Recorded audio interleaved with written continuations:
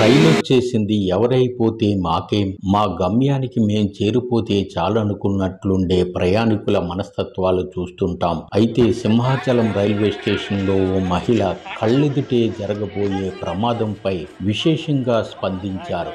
రైలెక్కబోయి ప్లాట్ఫాంపై జారిపడి రైలు చక్రాల కిందకి జారిపడిపోబోతున్న ఓ ప్రయాణికురాలిని ఆమె చాకచక్యంగా రక్షించారు.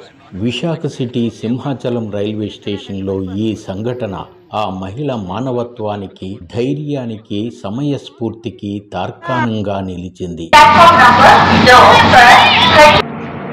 సింహాచలం రైల్వే స్టేషన్లో బుధవారం ఉదయం విశాఖ నుంచి నిజాముద్దీన్ వెళ్తున్న ఎక్స్ప్రెస్ రైలు ఆగింది. ఒక్క నిమిషంలో రైలు కదిలిపోవడంతో ప్రయాణికుల రద్దీలో ఓ మహిళ ప్లాట్ఫాంపై పడిపోయింది. సరాసరి ప్లాట్ఫాం నుంచి రైలు చక్రాల కిందకి పడిపోయే స్థితిలో ఉన్న ఆమెను విజయనగరం వెళ్లాల్సిన బోధలక్ష్మి అనే ప్రయాణికురాలు అత్యంత చాకచక్యంగా రెక్కపట్టుకుని ప్లాట్ఫామ్ పైకి లాగారు.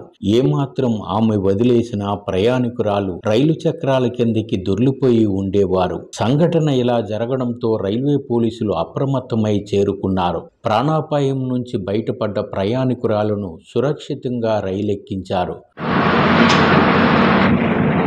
బోధలక్ష్మిని పోలీసులు, ప్రయాణికులు ప్రశంసించారు. సంఘటన జరిగిన సమయంలో బోధలక్ష్మి ఫోన్ పట్టాలపైకి జారిపడిపోయింది. అయినా ఆమె మాత్రం ప్రయాణికురాలి చేయి వదలలేదు. ప్రయాణికురాలని రక్షించడంలో విజయవంతమయ్యారు. బోధలక్ష్మి ఫోన్ పట్టాల కిందకు చేరడంతో ఆమె ప్రయాణం ఆపుకున్నారు. ఆమె మరో రైల్లో విజయనగరం వెళ్లారు.